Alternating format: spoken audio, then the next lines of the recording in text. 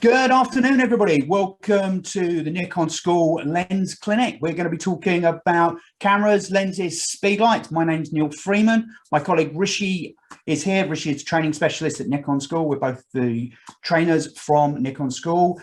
There's a Nikon question and we can't answer it. We're probably going to have to go and ask Japan about it. So we've got a huge amount of knowledge between us. We've got some great questions already come into the chat. So keep firing those questions at us, and we'll do our best to answer them as quickly as we can.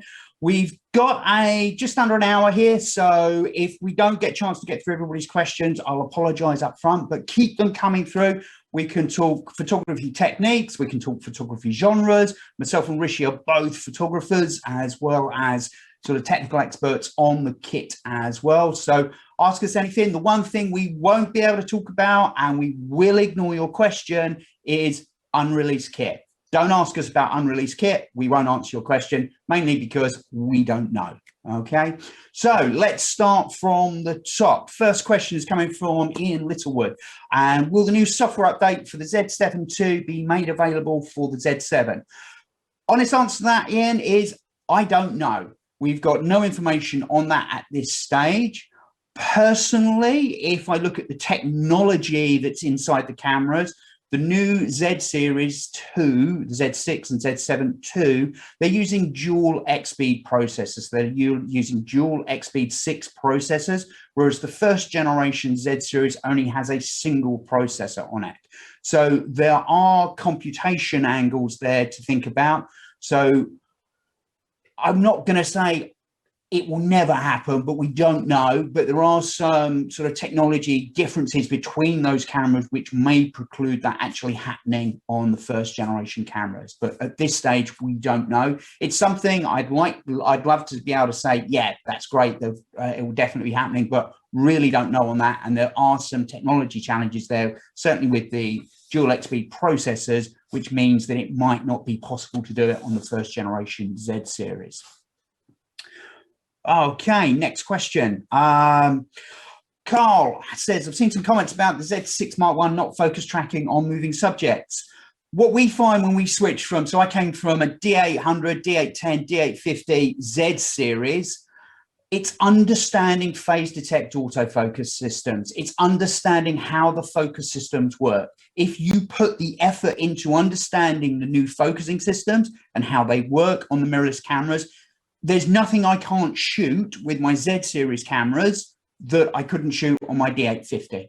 So whether that's landscapes, portraiture, wildlife, if I want to do that, we've done some sports photography with it as well. It all comes down to understanding the autofocus system. So a lot of the things I've seen about the autofocus system are either been reviewed by people that aren't photographers potentially, and they sort of don't really understand the system, or are expecting just to pick the camera up and go and shoot. You do need to put some time into the focus system. Ricci, you shoot kingfishers in flight with those cameras. Do you want to talk about that? Yeah, so kind of what Neil mentioned there is that I appreciate that there's certain things that are going to be different. And as long as you put the effort into understand which mode is going to work best for you and your subject, you can get consistent and incredibly good results out of the Z6, the Z7. I personally shot Z7 for a long period of time and used that as my main wildlife camera. That replaced my D850, and I shoot loads of different species of birds, whether that's larger birds like osprey, whether it's smaller birds like kingfishers, and not had any issues with focusing. But it does need a good understanding of which mode to be in at the right time. It's not going to be the same as you just choosing the same focusing modes that you would from a DSLR. So yeah, Z7, Z6 works perfectly fine for sports photography, wildlife. I obviously now use Z6 II and Z7 II, but the Z6 and Z7 are still going to work perfectly good for wildlife and sports. If you are struggling with autofocus, then there's lots of resources out there to help you. You can always ask us as well. And obviously just put a little bit of research in to find out which mode's going to work best for you and how to get the best out of it. And you should get some really great results as well. Yeah, we've got some sports photography. As lockdown eases, we have some sports photography workshops in the pipeline for Nikon School. So I will be taking my Z series cameras along to those, and so will Ricci when we're leading those. So yeah, we won't be going back to DSLR for that. We don't at this moment in time have a D5, D6 equivalent mirrorless camera. So just bear that in mind as well. But I see you've got a D750 there. So I would not have any hesitation with using a Z6, Z7 for sports photography if I was coming from a D750. Next question is from Amanda. Other than the megapixel count, what is the benefit of having a Z7 II over the Z6 II? So we got the jump in the megapixels from the 24 megapixels to the 45 megapixels. There are some other sort of handling features there. You've got sort of a better dynamic range on the Z7 II as well. So you get a little bit more detail. There's not a lot in it, to be perfectly honest. And the megapixel count is the big thing. Both of those cameras are excellent. What it'll actually really come down to is the type of photography you do. Now, if you're into shooting landscapes, portraiture, still life, macro, those sort of genres of photography, you're going to probably err towards a Z7 II. If you're looking for more generic photography, where you're doing out and about travel, general photography, low light photography and video, that's where the Z6 II starts to excel, because the lower megapixel count means it goes to higher ISOs. So you can, and it's cleaner at those higher ISOs. Don't get me wrong, the Z7 II is still very, very good, but the Z6 II is even better. The Z6 II also has a faster frame rate as well. So it really depends on the genre of photography you're looking at doing. Ricci, anything to add on that? Yeah, so just kind of to build on what you said, the clear distinction is how important video is to you. The Z7 is good at video, but the Z6 II is kind of that extra bit better when it comes to some of the resolutions and some of the quality you get, especially recording in 4K. I love shooting high megapixels. So for stills, and from a stills perspective, I generally tend to recommend a Z7 II because of the higher pixel count. But one of the things that is really important to me, and I think sometimes gets a bit underappreciated, is the ability to shoot at ISO 64. So especially if you're into landscape, architecture, long exposures, ISO 64 is going to be a much better use case for you.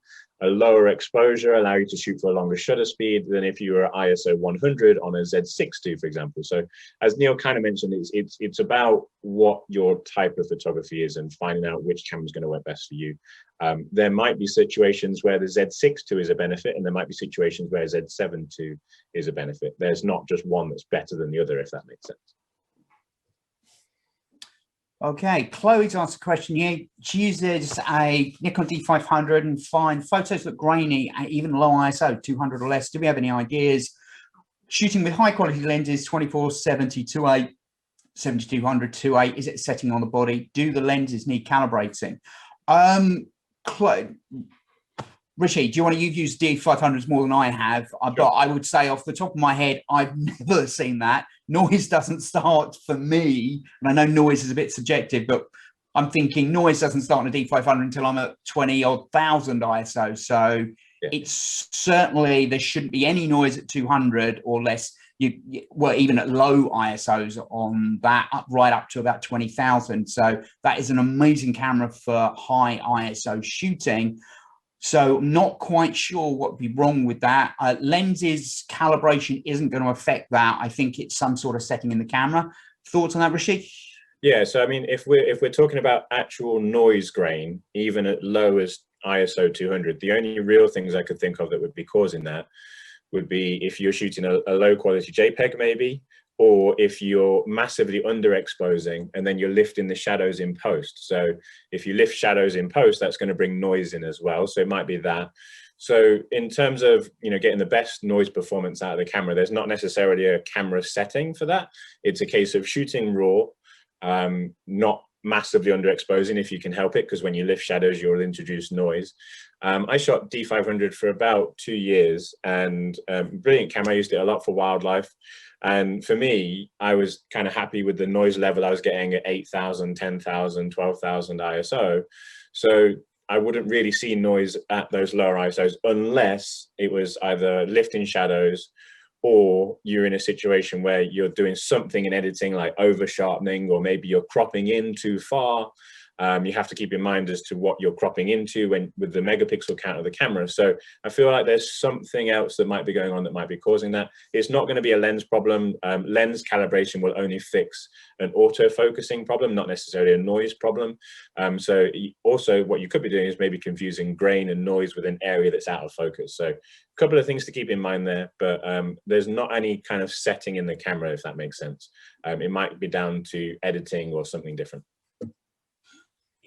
Caroline's asked a question about how do you override the focal point positioning on the D7200. Caroline, if you're asking about how to move the focal point on the front right-hand side of your camera, so just in front of the grip, there's a AF button.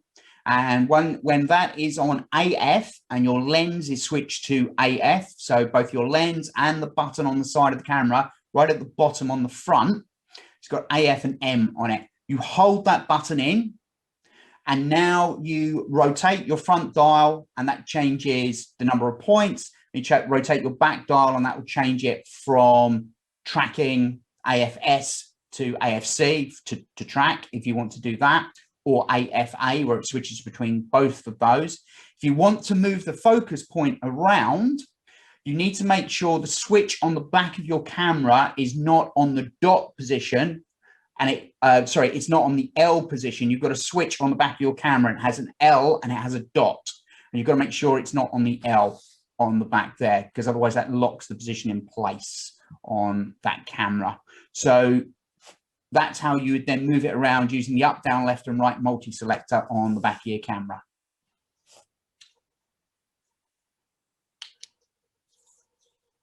Okay, Carl has asked a question there. How good is the TC17E Mark II 7300? Two answers there, Carl. One, the best F-mount teleconverter is probably the 1.4 teleconverter. The 1.7 and the 2 times, yes, they extend your focal range by 1.7 or 2 times, but it'll also stop down your camera, so your minimum aperture will be multiplied by 1.7 or 2. And what you'll find is that starts to give you, depending on which lens you're using, that starts to mean you're shooting at a minimum aperture of maybe f8 or f11, depending on what lens you're actually shooting with. So generally, we'd probably recommend, if you ask us at Nikon School, the one we used when we were shooting our D850s, D800s, D500s, those sort of things, was the 1.4 teleconverter. The 70-300, however, doesn't support teleconverters. So there is a list on the website about which lenses do support teleconverters and don't support teleconverters.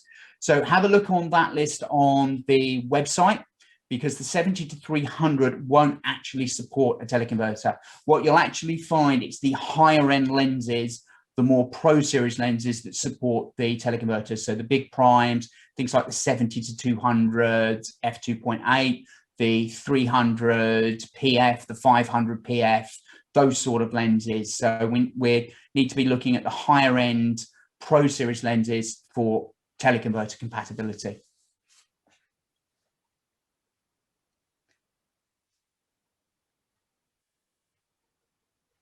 Okay, right. Carl, hopefully I've just answered that question about the TC and the FTZ on that, because you can't actually put the teleconverter on the 70-300. Okay. Show offers. Ricci, you've been looking into that, haven't you? Yes. So I do remember there was a question about show offers as well. So key thing to keep in mind is that obviously we don't have any control over the offers ourselves, obviously, but the key thing to keep in mind is if you would check LCE, Camera World and Wex, they're the 3 retailers that are doing show offers. I've had a quick look, and there are some offers even on the original Z6 as well, through Camera World. And there's also some good offers on Z6 too, through LCE as well. So it's definitely just having a worth having a look at what the retailers are doing with their offers to find out which one's going to be best for you. But obviously there's not anything that we're doing ourselves, if that makes sense, because it's through the retailers. Okay. Do you have any suggestions about which brand of memory cards to use with the Z Series Mark 1? We've been using, from an XQD card perspective, we've been using the Sony G Series XQD cards since the cameras came out. So that's the one we have most experience of, not had a problem with those XQD cards. We're shooting the Z Series 2s. We are now moving towards the SanDisk Compact Flash Express cards. They're faster and they are cheaper.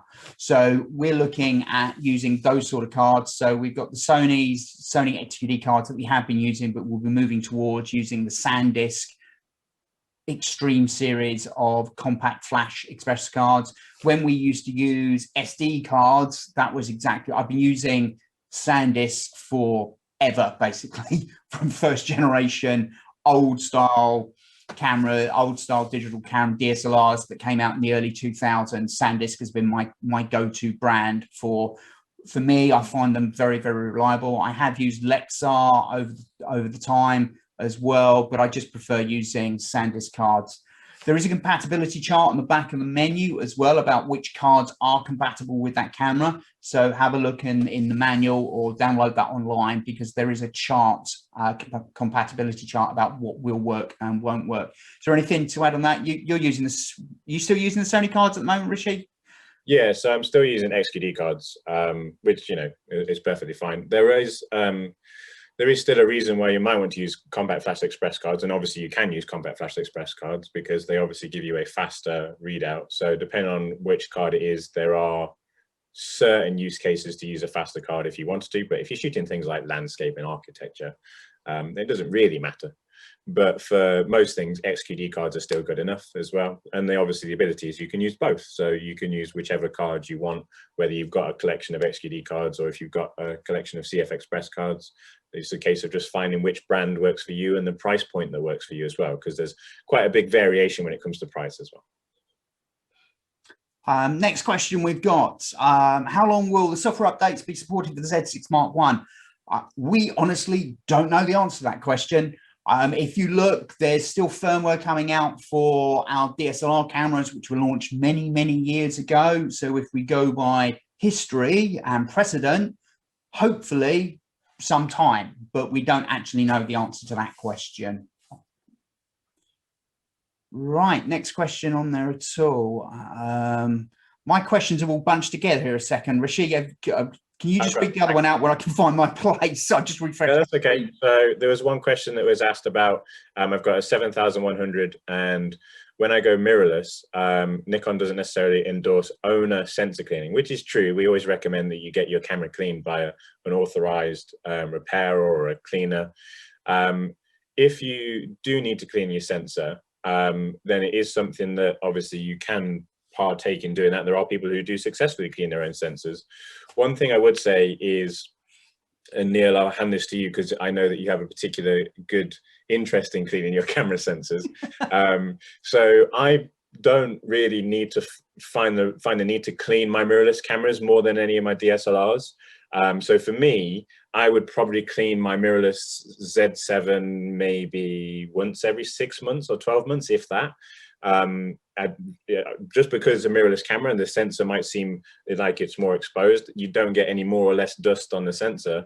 What I found with the DSLR is that yes, the dust might land on the mirror, but as the mirror's firing, that dust gets thrown around in the mirror box and eventually it makes its way onto the sensor anyway. So to me, they're the same. I've not noticed any more dust or less dust on my sensor. I mentioned Neil because Neil just seems to attract dust no matter what camera he uses. So I'll let you carry on with the answer. Yeah, I don't know what we do differently. We can be standing next to each other shooting when myself and Ricci are out, when we could go out shooting, and we're looking forward to getting back out doing that. And I'll have my sensor, whether it's a DSLR or mirrorless camera, will be covered in dust, and I've sometimes not even changed my lenses, or I'm super careful when I do change my lens. I don't know what I do. I just seem to attract dust onto my cameras, be it a DSLR or a mirrorless. I'm old enough to have come from a generation before self-cleaning sensors were developed, so I do know how to clean my sensors myself. Yes, I have used the visible dust system. That's one of many good systems out there. Used to use that on my old DSLRs. I clean my cameras probably, I would actually say, after every shoot now. So the way I approach it is using sensor swabs with cleaning solution as well, very gently clean that down. Our recommendation is that you do send it in, but I've said I'm getting no more dust on my mirrorless than I had on my DSLRs, and that's a lot of dust. I get a lot of dust anyway. It seems to be me. Ricci, as he said, he just doesn't get a lot of dust on his. So while you can do it yourself, you do have to be very, very careful if you're doing it. If you're cleaning your sensor yourself, our recommendation is that you do send it into Nikon to have it done professionally by the technicians. But if you are comfortable doing it, there's no reason why you couldn't do it, as long as you understand the risks you're taking. The next question I've got is Z6. So I have a Z6 and I've rented a 500mm f5.6 PF, my favorite lens. And you mentioned that you're loving it. Do I wait for a Z lens or go ahead and buy this lens? So what I would suggest is that, obviously, looking at the roadmap, there's no specific 500mm f5.6. So on the Z mount roadmap, we know there's a 400 and a 600. And we also know that there's also going to be a 200 to 600 and a 100 to 400. So those lenses might cover the requirements of you having your 500 5.6, because obviously they might cover the focal length. They might be in the ability to allow you to shoot the same subjects, but they are not necessarily a 500mm PF. So if you are really interested in the size and weight of that prime, then that's the lens that you might need to still keep using. To give you an idea, the 500mm f5.6 PF for me is one of my most used lenses. Neil, a testament to the fact that I take that lens literally everywhere. Even when we're shooting landscape, I'll still take my 500mm out with me in case I get the opportunity to shoot some wildlife stuff as well. So I absolutely love the 500 5.6. Running it through the adapter doesn't make any difference. There's no loss of quality. There's no change in focus. The lens will still perform as good as the lens does, if that makes sense. You get the added benefit of the fact that you're running a VR lens and the camera can still use its in-body stabilization as well. What I would say, though, is that eventually even my 500 5.6 will maybe be replaced by a Z mount lens, whether that's a 200 to 600 or 100 to 400, I don't know yet. So I appreciate it's a difficult decision. And I don't even know the answer as to what I would do. It's a case of waiting to see what those Z lenses look like. And maybe there will be eventually a Z mount 500mm, but because that's not on the roadmap. So what I would say is, if you're happy with the size and weight and the use of the 500 PF, then I would go with that lens. That lens is a truly fantastic lens. I love it to bits. It's been my most used lens. But if you think that you like the idea of a 100 to 400 for a little bit of zoom flexibility, or a 200 to 600 for a longer reach, then maybe it could be worth looking at the Z mount equivalents. So it's a difficult choice, but I think if it's going to come down to size and weight, I'd probably still choose the 500 PF, because it's a 500mm focal length in a lens that's no bigger than a 70 to 200, which is a great lens to use as well. I've got a question there about, as we were in lockdown, I was wondering how we'd be able to get 24-120 service as the rubbers have come loose. No idea on the costs on that, unfortunately. You will need to speak with customer services and the technicians. The technicians have been working since lockdown 1 was eased. We have had the technicians working on a shift pattern in a COVID safe environment. So the technicians are in, the camera repairs are going through. So you still can send the camera back to Nikon HQ and they can get it repaired as well. The technicians are working in a COVID safe environment, and they have been since lockdown 1 when we were able to get them in after lockdown 1. So they're working in a very COVID safe environment, and we are still repairing cameras. So just speak to customer services and get that booked in.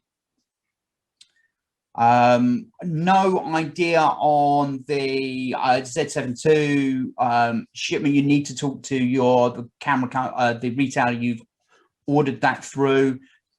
There's a big backlog of orders. Depends on where you are on that particular retailer's list as to how quickly you're going to get it. They are shipping. Both myself and Ricci have received ours, and I know other people have received theirs as well. Question there about the original Z6 and Z7 II, no problem. In camera custom white balance while tethering. I don't see that in the 2 series either. Nobody I know does it that way. Everybody that's tethered will hold up a color correction card, shoot that image as a reference image, and then correct in post. So that's the way it's done these days for the vast majority of professional shoots if we're in a studio. So use a color correction chart. So that sort of functionality is just not needed on the cameras. Okay. I've got a question here. Looking at the Z6 II and Z7 II, I'm wedding and pet photographer. What are the main difference between, and why would I get one over the Z7 over the Z6? So we've talked about that earlier, Amanda, if you were with us when we first started. So depends on what you're looking to do. So in my professional career before I joined Nikon, I used to be a pet photographer and wedding photographer. I was a commercial photographer. So I would choose a Z6 II every time for that. It gives me the ability to shoot great video, so professional level video if I need to. I've got high enough megapixels to shoot and produce even big prints for my clients if I need to. What I do have on the Z6 II though is I have the eye tracking features, both the people and animal eye tracking features on the camera, which will make my life so much easier. So we've got on the Z series 2, Z6 II, we've got the full auto area on both animal and pet eye tracking, animal and human eye tracking. We've also got wide area large. So you can basically give the camera a watch area and set an area inside move the box around inside your frame to tell it to look for animals' eyes or people's eyes in that frame. I'm just thinking now, when I used to have sort of couples coming back down the aisle or trying to do the group shot, and I just want to make sure, or I'm doing the everyone shot or group shots, just sort of trying to make sure I was focused on the bride and groom. Yes, I could do it with single point, but these days using that eye detect in that watch area and wide area large, it's going to make my life so much easier. So I would go for a Z6 II on that. You've got the higher, better low light performance. The Z7 II is very good in low light. The Z6 is even better. And you have a higher frame rate for those action sequences as well on the Z6 II. Ricci, anything to add on that? Yeah, I mean, the only real reason that you would probably go Z7 II is if you're thinking about cropping. But you know, if you're a wedding photographer and pet photographer, you're generally being paid to be there, so you can get as close as you want. The other thing about Z7 II is if you wanted to do large prints, obviously the higher megapixel count would be useful there. But generally, I would say that you get more of an advantage from a Z6 II because you're not necessarily going to need to use the megapixel count. You can use the higher ISO, and if you do find yourself wanting to record some video, the Z6 II will also give you a better video output over the Z7 II as well. So for me, they would be the choice. And obviously then in terms of choosing between a Z6 II and a Z6, especially as a pet photographer, the improvements and changes to eye tracking for humans, but also eye tracking for dogs and cats would be really useful as well. So that would probably be the way that I'd go. David's asked a question there. Z6 will original still get firmware updates? We answered that earlier, David. We don't know. If you look at historic precedent, says some of our older DSLRs are still getting firmware updates. So hopefully that precedent would continue through, but we don't know. Is the MBN11 out of stock? Again, I can't answer that question. Talk to the retailers about stock levels, see who's got what available. Okay. Martin said he currently uses a D3300 and wanted to upgrade this year. Started selling prints. Excellent. I've just got back into printing, Martin, so I'm really getting into that now. Wanting to provide sharper image is D850 and Z6. Right. The budget of £1,500. Oh. So if you're mainly doing landscapes, that's a D850 or a Z7 II, will be 45 megapixels. The detail on your prints you can get off of that is just exceptional. That you can see micrograins of sand, details on mountainsides. I've just done some printing here on a Epson P600 A2 Plus printer, and they've just come out amazing. They were shot on an 850 and a Z7. So if absolute fine detail and sharpness is what you're looking for, it would be a D850 or a Z7 II.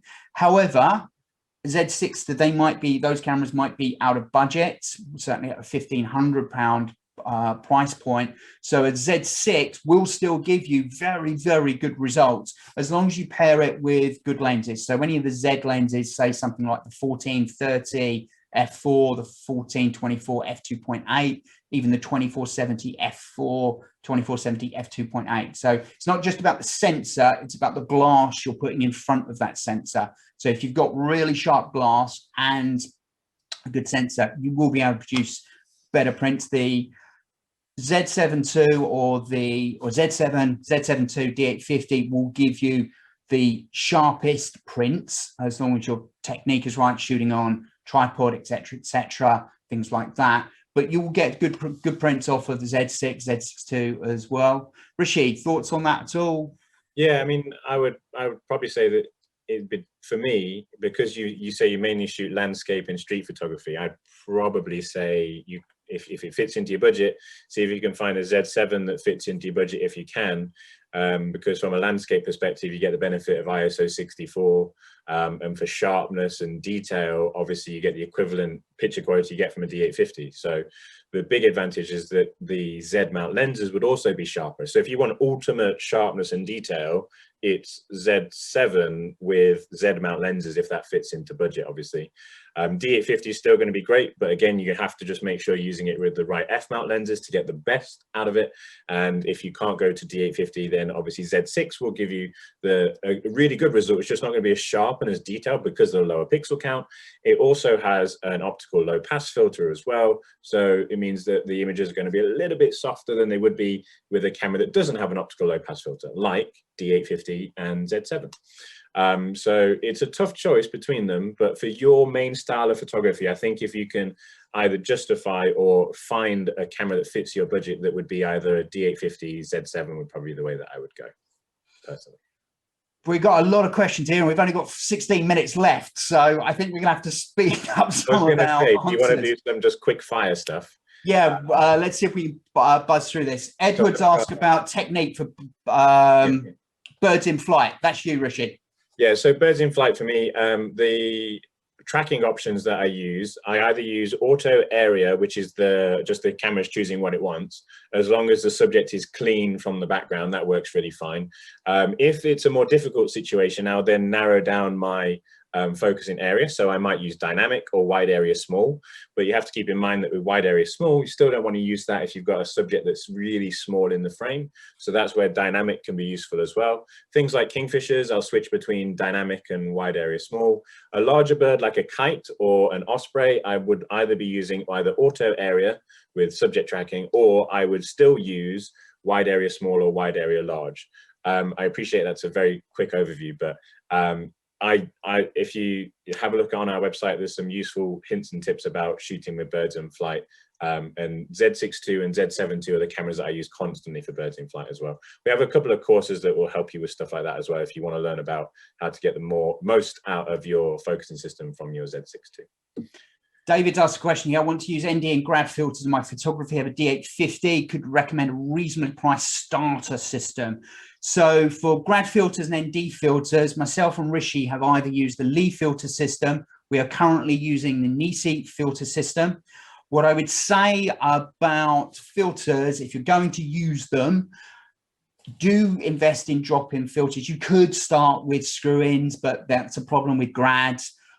these are an investment. You don't need a lot of them. Probably start with, say, a 10-stop ND and then a 0.9 medium grad. You probably only need 2 to start with, and you can build your collection out from there. Certainly in the UK, 10-stop and a 0.9 medium will cover you for most sort of situations. I carry a 3, 6, and 10-stop and a 0.9 and a 1.2 medium. So I only have 3 NDs and 2 grads. Ricci, you've got 2 NDs and no, sorry, the other way around. 3 NDs and 2 grads. Yeah, so you don't need a lot. I had my lead filter system for probably 15 odd years. Been shooting Nisi for about 4 years now. So yeah, they are an investment. And if you're really going to get into landscape photography, I'd probably suggest filters, we say, are like a good tripod. It's an investment. Buy once, buy well, rather than buying 3 or 4 times, because then you've spent the same amount of money. Okay. Upgrade from a D3200 to Z50. That is a great upgrade path, David. You've got so many new features on that camera. There's very little you can't shoot with a Z50.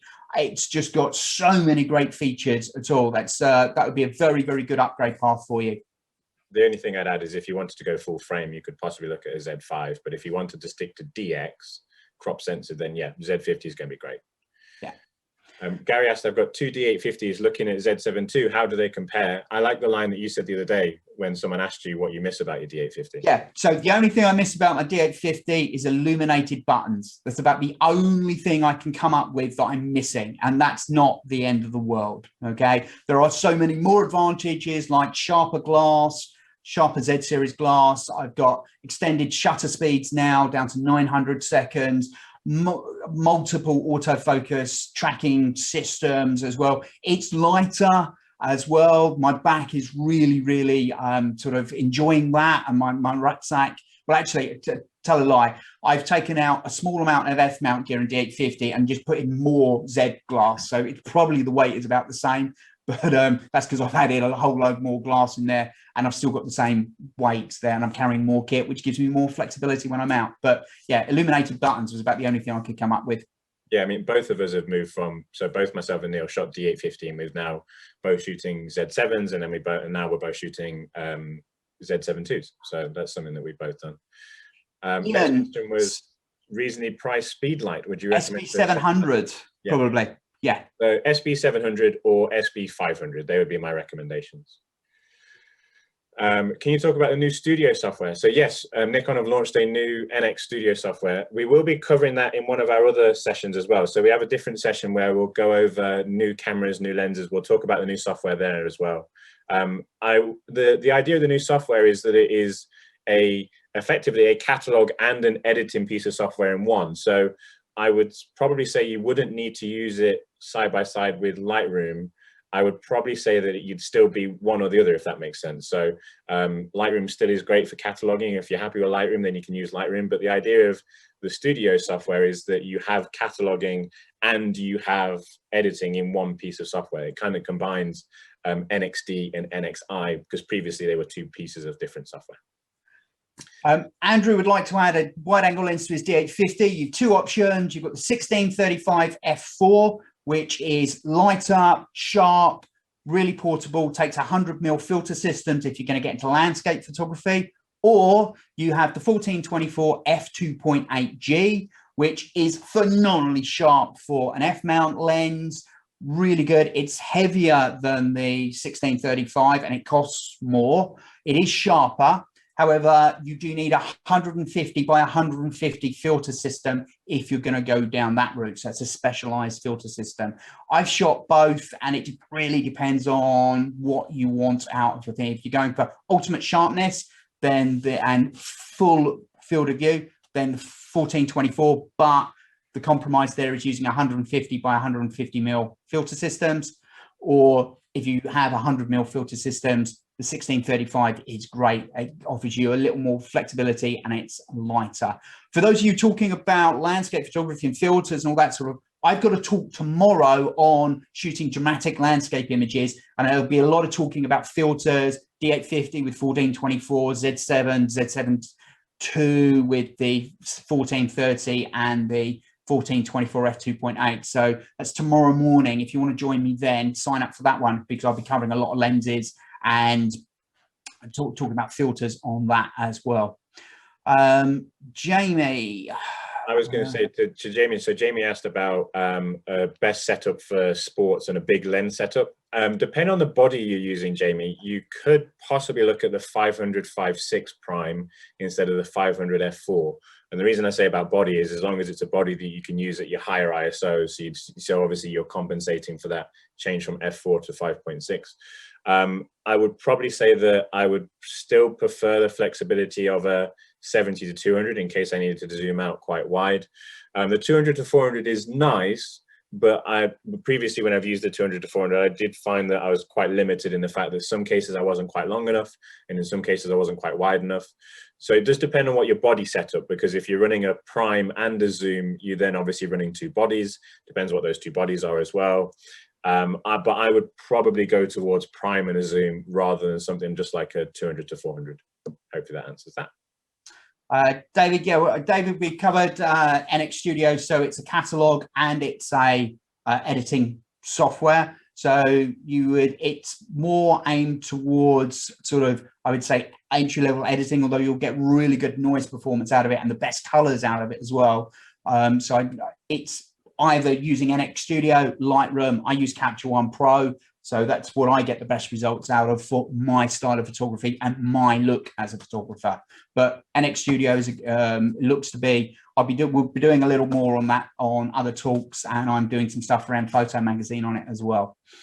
And our Z50 autofocus, it's not slow at all. It depends on what you're focusing on. It's got a really wide range of focusing features. So it's understanding when to use the right focusing mode. So when to use single point, you've got to have contrast, you've got to have detail under the active focus point.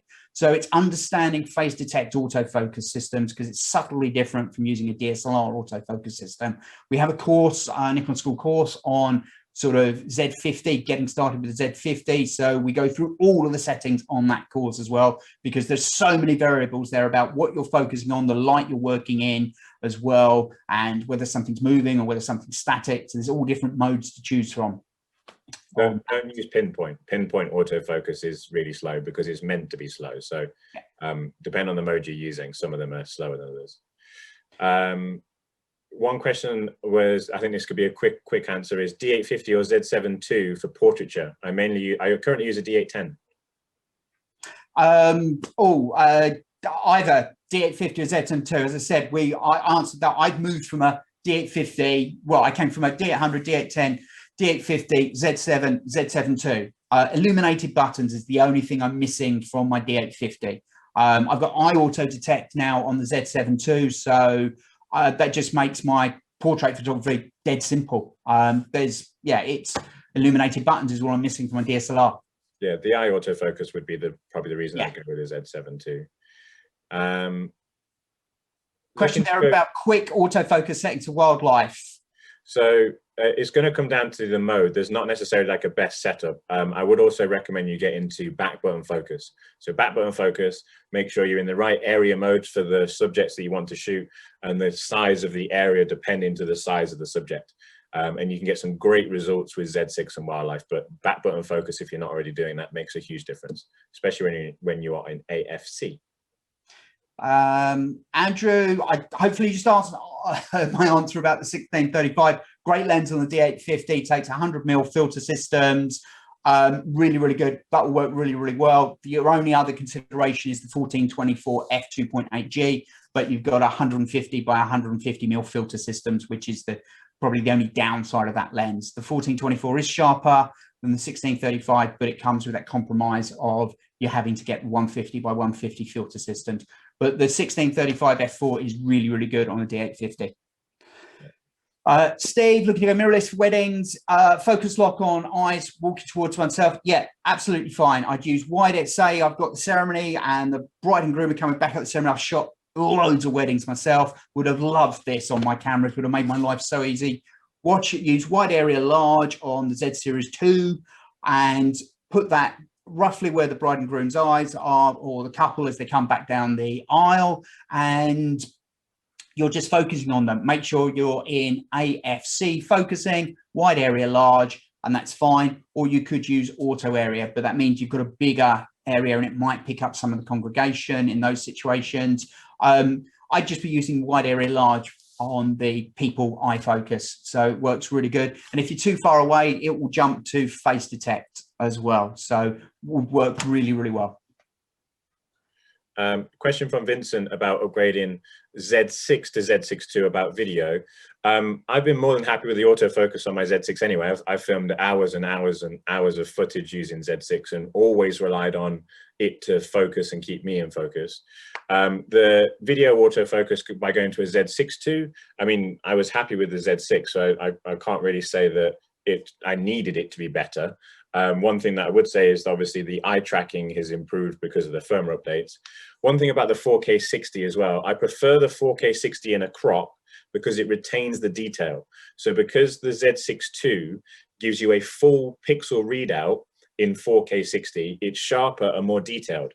Yes, the field of view changes because it's cropped, but the quality is still better. I would prefer better quality video and have it cropped than have full frame and the video be softer. So if you're interested in 4K 60, Z6 II is still the choice to give you the kind of the sharpest, most detailed video. The Z7 II in 4K 60 is going to be softer. Yes, the frame is wider, but it's softer. So just something to keep in mind. Right, we got 3 minutes, Ricci. So this is going to be quick fire, guys, as we buzz through this. Feel free to email us at training.uk@nikon.com.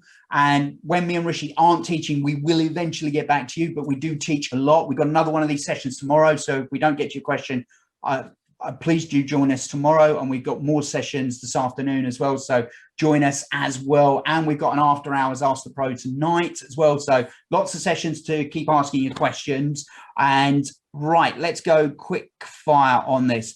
Daniel, don't know about that. I said at the beginning we won't be talking about unreleased products, but don't know. Challenging indoor ice skating environment, low light. Hermang, I would say you're looking at Z6 II. You're looking at D500 if you're on, or D5, D6 if you can afford that in your budget. So one of those. Ricci, anything to add on that? Yeah, I go D500, Z6 II because of the low light situation. D5, D6 would also be a good choice. Susan, there isn't one. It's down to the look of the aperture that you want in your shot. So sometimes I'll shoot at f4, sometimes I'll shoot at f2.8, sometimes I'll shoot at f8. Depends on how much depth of field I want in my shot. And it also depends on how you are shooting. There are multiple different ways to work with speed lights and aperture. Depends on the style of shooting, your approach to using flash that you're using as well. So there's not a best aperture to use. Nicola, you could, we can't comment on third-party lenses, whether they actually work. There's so many out there. It might work with the FTZ, it might not. We really couldn't comment on that. It'd be a Sigma or Tamron question. There's a couple of questions. I'm just gonna, so I've scrolled slightly ahead, but okay. Can I use F-mount lenses on a Z6 II? Yes, you need an FTZ. Will SanDisk Compact Flash Express, it needs to be a SanDisk Compact Flash Express card, work with the original Z6? Yes, they will once you've done a firmware update. There was another quick one as well. And as Neil mentioned, we're doing the same session tomorrow. So if we've not answered your questions, join us tomorrow morning.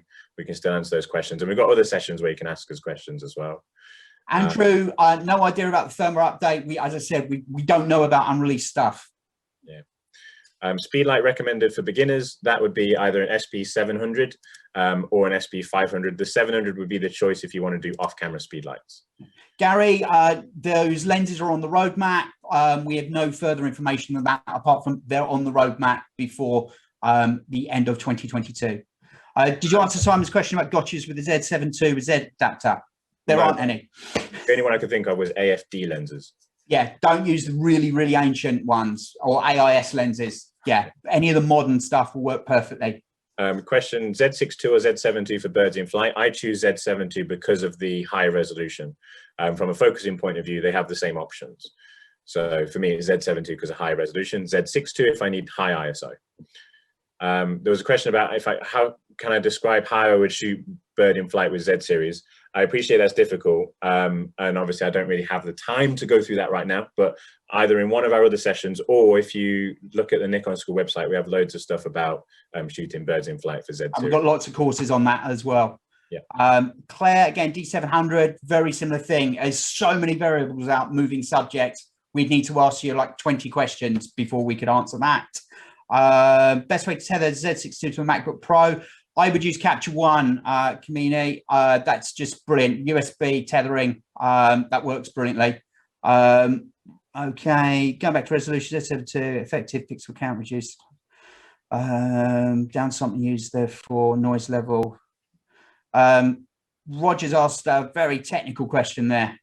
I can't see that one, unfortunately. So going back to resolution on the Z7 II, if we record raw at medium size, then effective pixel count is reduced. So if you shoot raw medium size, you also have to remember that it's 12-bit as well. Yeah, so it's more complex than that. We never recommend you do that. Shoot large, raw, losses compressed or uncompressed. There's no need to shoot medium. I saw a question as well that was about the Z5. The Z5 is a great mirrorless camera. I appreciate that not many people talk about it, is because a lot of people talk about Z6, because Z6 is great for stills and video. But if you're only interested in stills, the Z5 is great. So that's what I'm broadcasting from here, Z5 and the kit lens. Yeah. I think we are up for time. We are out of time. Sorry if we didn't get to your questions. As I said, we've got a lot more sessions coming up, so please feel free to join us on the other sessions as well, and we'll try and get through your questions on those sessions at all. Thank you very much for joining us, everybody, this morning. Hopefully that's been useful, and we look forward to seeing you on another session in the near future. Cheers, everybody. Bye. Thanks, guys. Bye. Really great questions.